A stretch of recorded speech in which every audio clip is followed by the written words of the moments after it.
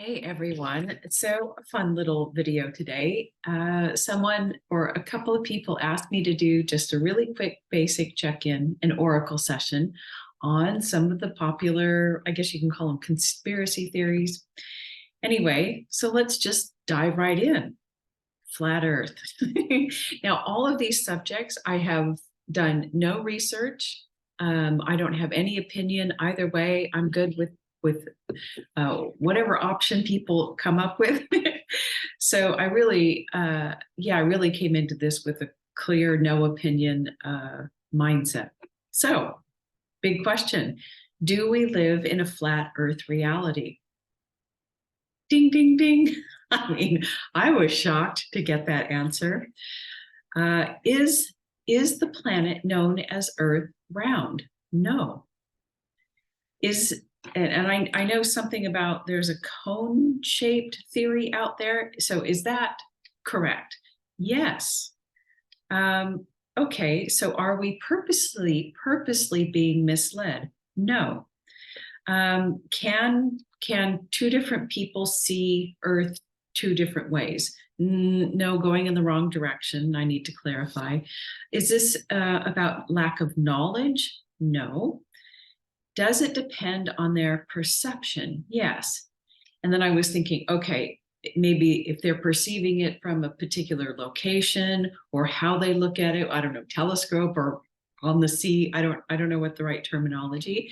And it had nothing to do with that type of perception. So I got to know with that. And I said, oh, does this depend on level of consciousness? Ding, ding, ding. Yeah. So then I asked, okay, at one level of consciousness, Earth is round. At one level, Earth is flat.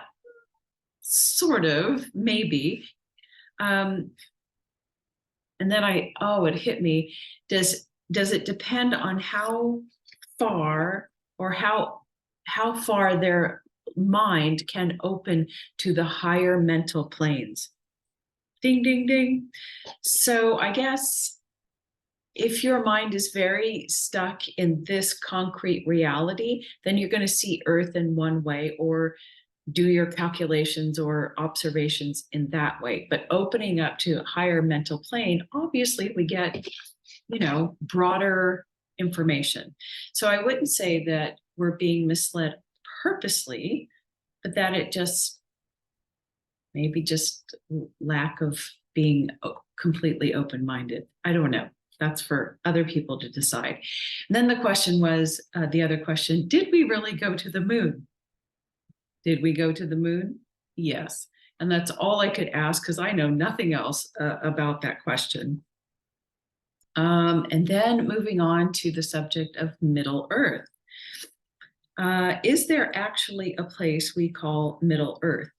Ding, ding, ding. Now, the answer, anyway, it means something different than what you're thinking, like what I'm thinking. Obviously, if Earth is not round, there's not a Middle Earth, but you'll find out. Okay. And then I asked like 5 or 6 different ways. Are there other beings there, other civilizations? Is it inhabited?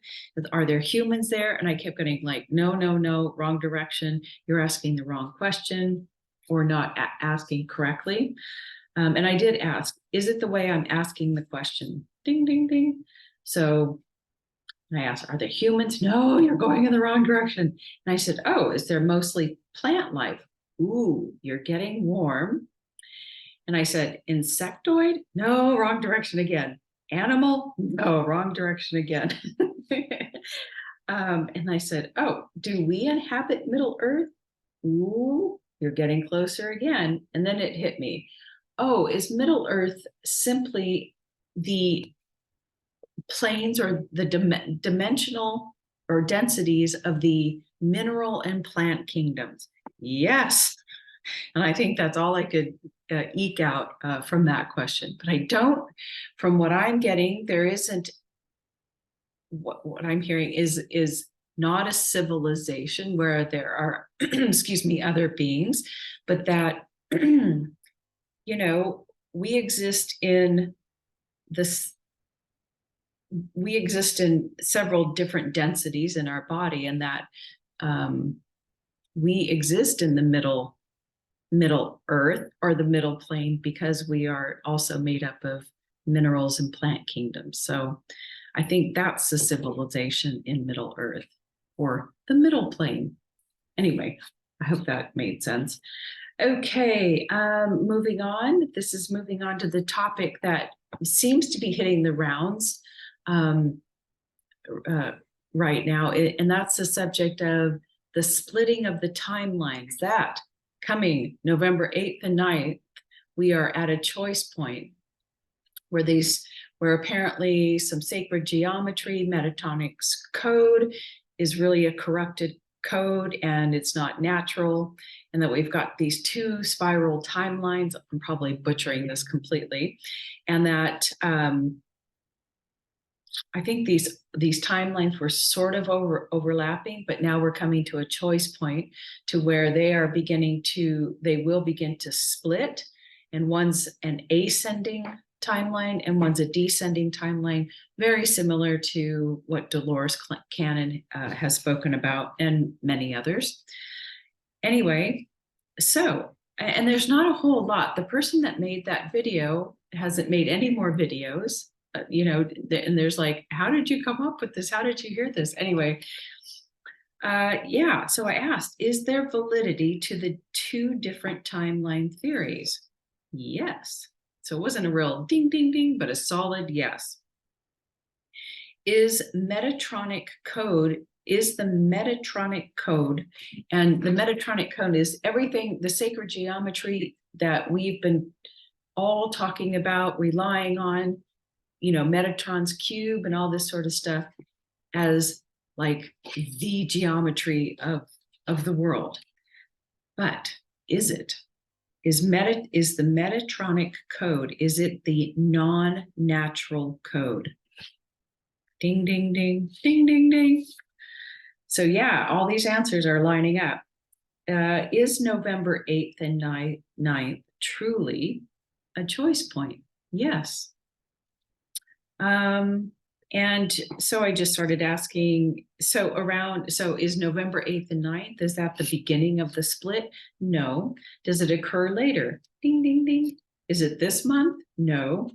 Anyway, I was asking a bunch of questions. It's in between the years 2024 and 2027 when the split really begins to happen. So I think we have plenty of time, right?